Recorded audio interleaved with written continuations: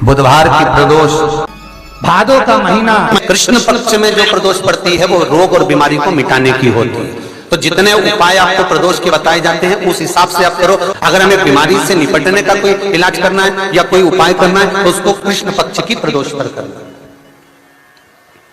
बुधवार की प्रदोष, भगवान शंकर ने माता पार्वती से कहा था, पार्वती जब मनुष्य रोग से ग्रसित होगा, यह मानव का शरीर जब रोगों से घिर जाएगा, तब तेरे फेंके हुए कुंदुक नाम का अगर वो स्मरण करेगा और कुंदकेश्वर का नाम लेकर एक लोटा जल लाल चंदन मिलाकर मेरे शिवलिंग पर समर्पित करेगा तो वो रोग से मुक्त हो जाएगा।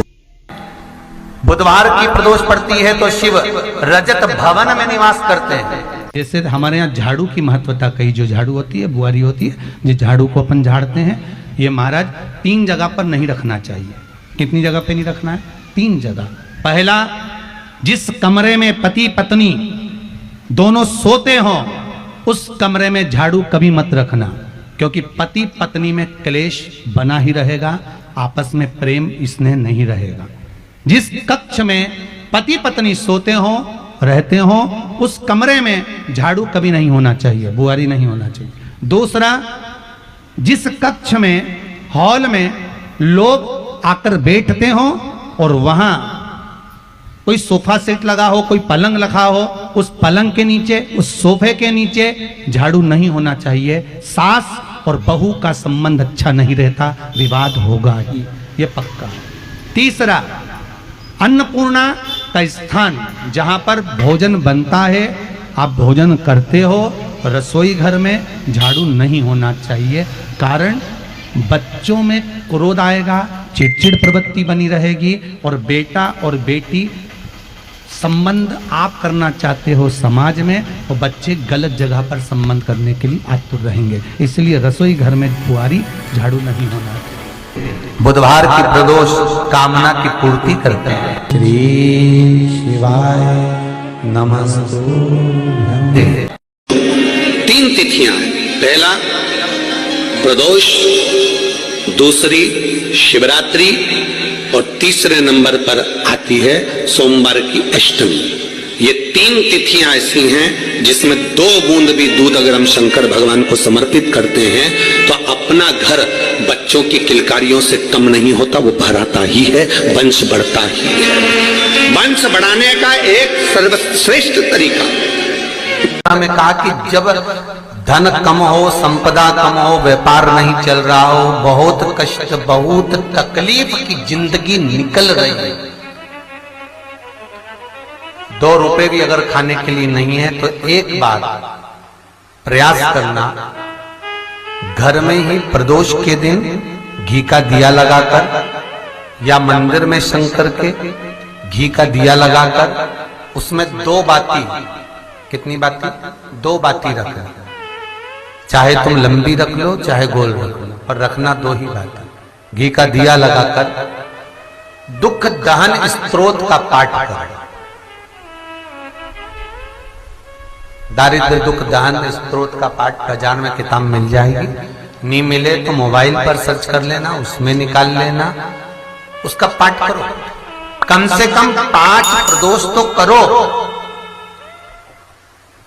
और बाबा विश्वास रखना शिव महापुराण पर, अगर पहली प्रदोष पर ही आपने अगर घी का दिया लगाकर, आसन लगाकर शंकर के सम्मुख में प्रदोष के दिन, प्रदोष काल में शिव की पूजन कर दारिद्र दुख दहन स्तोत्र का पाठ चालू कर दिया तो विश्वास रखना कि 5 प्रदोष तक तो बाबा खुद करुणा कर देगा।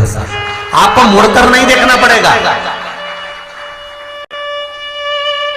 नौकरी नहीं लग रही, सर्विस नहीं लग रही, परास्त तो हो चुके हैं, फॉर्म भर भर कर, दुनिया के हाथ जोड़ जोड़ कर, एक बार महादेव के हाथ जोड़ लो, एक बार उससे कह लो ओम शब्द लिखकर, अक्षर लिखकर उस पर एक बेलपत्र समर्पित कर कर शिव जी से अपनी कामना कर कर, जो प्रदोष के दिन, प्रदोष काल के अंतर्गत बेलपत्री के वृक्ष की पूजन कर कर, ये नाद कर कर, ओम अक्षर का नाद कर कर, स्मरण कर कर आता है। ज्यादा से ज्यादा कहेंगे तो 4 दिन 5 दिन में या 6 दिन में मेरा देव अधिदेव महादेव जो समस्या और टेंशन जिंदगी में चल रहा होता है उससे थोड़ा बहुत तो निजात मेरा देव अधिदेव महादेव उसी समय करना प्रारंभ कर। वास्तु दोष हो गया, काल सर्प दोष हो गया, एक बीमार पड़ता एक ठीक होता, फिर बीमार पड़ता फिर ठीक होता, फिर बीमार पड़ता फिर ठीक होता।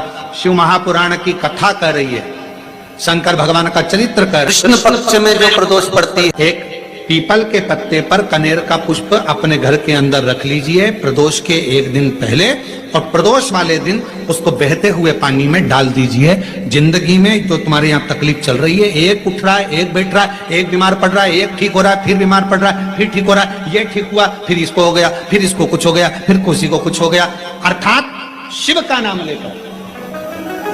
और फिर ध्यान देना, इस क्रम को करने के लिए आपको तुम रुकेश्वर महादेव का नाम लेना। जिस प्रदोष व्रत का हम वर्णन करते हैं, जिस प्रदोष के दिन का आपको बधाई कल हमने दी थी कि प्रदोष की आपको बधाई हो, प्रदोष शाम का जो समय होता है, प्रदोष काल जो होता है, उसका वर्णन जब हम करते हैं, ये प्रदोष की पूजन का विधान किसने बनाया, ये प्रदोष की पूजन का नियम किसने बनाया, ये प्रदोष की संध्या काल का प्रदोष के समय का पूजन का विधान कौन बनाया, ये प्रदोष के समय पर एक बेलपत्र चढ़ाने का विधान किसने बनाया, प्रदोष के समय पर एक समीपत्र चढ़ने का विधान किसने बनाया, प्रदोष के समय पर अगर मान लो कोई भिखारी से भिखारी व्यक्ति भी है जो ठेला चला रहा है, उसके पास में खाने के लिए कुछ नहीं है, फटे कपड़े पहन रहा है, उसकी जिंदगी में कुछ भी नहीं बचा और कर्जे में लतालूम हो गया, एक चावल का दाना अगर वो प्रदोष के दिन प्रदोष काल में शाम के समय पर शंकर के शिवलिंग पर चढ़ा देता है तो 3 या 4 प्रदोष में उसका कर्जा चुकना प्रारंभ हो जाता है। प्रदोष का विधान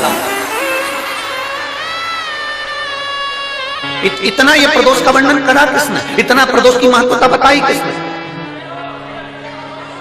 कौन करे इतना वर्णन। अगर प्रदोष की महत्वता बताने वाला कोई है, इसीलिए मेरे शंकर भगवान माता सती को लेकर कुंभज ऋषि के यहाँ, अगस्त ऋषि के यहाँ कथा सुनने के लिए गए थे, क्योंकि उनके बराबर कोई शंकर के महत्व को बता नहीं सकता और प्रदोष के महत्व को नहीं बता सकता। सती मैया को प्रदोष का महत्व बताने के लिए शंकर सती जी को लेकर कुंभज बाबा के यहाँ गए थे, अगस्त ऋषि, कि प्रदोष के महत्व को तो जानो सती, तुम प्रदोष के महत्व को तो सती जानो, तुम प्रदोष के महत्व को तो सती पहचानो कि प्रदोष का महत्व क्या होता है, प्रदोष काल का महत्व क्या होता है, प्रदोष के समय का महत्व क्या होता है। जिस समय पर सूरज डूब रहा हो,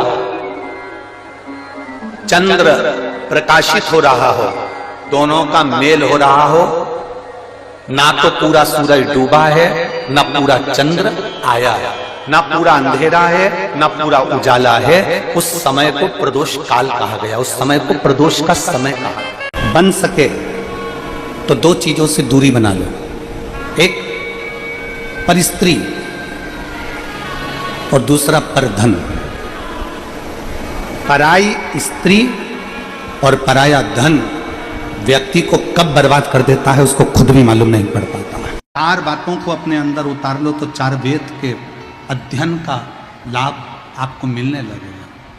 पहले नंबर पर है समझदारी, दूसरे नंबर पर है जवाबदारी, तीसरे नंबर पर है वफादारी और चौथे नंबर पर है ईमानदारी। ये 4 बातों का जो अध्ययन कर लेता है, 4 वेद के अध्ययन का फल प्राप्त। शंकर भगवान ने कहा जब प्रदोष काल हो, शाम का समय हो, उस समय पर बेलपत्री, पीपल और आंवले के नीचे लक्ष्मी तो कुछ देर के लिए विराजमान हो जाना। जो तेरे इन वृक्षों के नीचे शाम को दीप लगाने आए उसके घर तो पीछे पीछे चली जाना, बस इतनी कृपा कर देना। तो महाराज प्रदोष के दिन, प्रदोष काल में बेलपत्री के पेड़ के नीचे एक जो पत्ता आपके पास में हो, पान का मिल जाए तो पान का, पीपल का मिल जाए तो पीपल का, बेलपत्र का मिल जाए तो बेलपत्र का, उस पत्ते पर मात्र थोड़ा सा शहद और 7 दाने चावल के रखकर घी का दिया लगा दो महाराज, और थोड़ा सा जल हाथ की अंजलि में लेकर भगवान देवाधिदेव महादेव का स्मरण कर कर कि इस बेलपत्री के वृक्ष के नीचे माता लक्ष्मी, पार्वती, सरस्वती विराजमान है। इसी बेलपत्री के पेड़ के नीचे मेरे देवाधिदेव महादेव का 12 ज्योतिर्लिंग का स्वरूप प्रकट है, उनका स्मरण कर कर जल चढ़ा दीजिए। और उसका स्मरण कर लो जो चिड़चिड़ प्रवृत्ति करता हो, क्रोध करता हो, जिसको बोलने का भान नहीं होता हो, सम्मान नहीं देता हो, अपशब्द कहते हो, उनका स्मरण कर कर आप छोड़ेंगे। एकदम एक प्रदोष करेंगे, दूसरे प्रदोष तक तो आपको कोई दिक्कत ही नहीं है। 2-3 प्रदोष कर कर देखिए, बाबा कृपा करें। बच्चों को पढ़ने का कह रहे हो, पढ़ने बैठो पढ़ने बैठो पढ़ने बैठो पढ़ने बैठो, तो एक आध प्रयास बच्चों के लिए भी कर लिया करो कि भाई ठीक है, बच्चे लोग विद्या में प्रबल होंगे।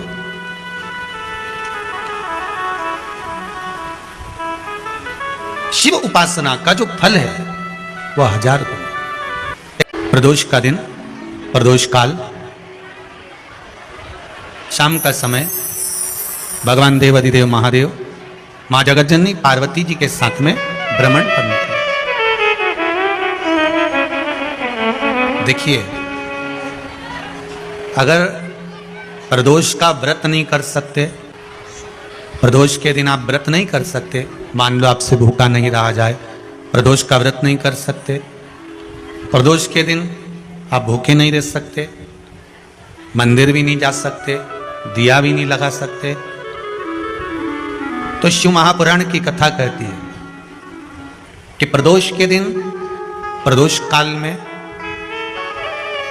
अपने ही दरवाजे के पास में देवाधिदेव महादेव का स्मरण कर कर लक्ष्मी की वृद्धि के लिए, कार्य सिद्धि के लिए, संपदा को प्राप्त करने के लिए आप अपने ही दरवाजे के पास में एक दीप लगा सकते हो। कौन से दिन? प्रदोष। नारी नींबू काटे, फल काटे, पपीता काटे, कोई भी तरबूजा खरबूजा कोई भी फल को अगर स्त्री काटती है, कोई भी फल काटा, भले उसमें सेब काटा हो, चाहे तरबूजा चाहे खरबूजा, चाहे जो फल को, जाम को, जामुन को आदि जो भी फल को वो काट रही होती है, तो क्रम है हमारे स्कंद पुराण कहती है, नारी अगर पूरा खड़ा फल काटती है तो स्त्री को या तो कमर, घुटना या पीठ या सर दर्द रहेगा ही, या भुकुटी का दर्द रहेगा, ये उसको बना रहता है। आखा फल अर्थात फल को खड़ा काटा तो, इसलिए स्त्री जब भी फल काटे तो जो फल आड़ा होता है, जैसे नींबू खड़ा है तो उसको आड़ा भाग में काटा जाता है। कोई सेब है उसको चक्कू थोड़ा सा आड़े भाग में लगा दो, कोई तरबूजा खरबूजा है कोई बड़ा फल है उसको आड़ा भाग में काटिए, खड़ा काटेगी तो स्त्री को शरीर का कष्ट रहेगा ही, या घुटने दुखेंगे, कमर दुखेगी, पीठ दुखेगी, कंधा दुखेगा, सिर दुखेगा, या फिर ये भुकुटी का दर्द, यहां से वो कहते हैं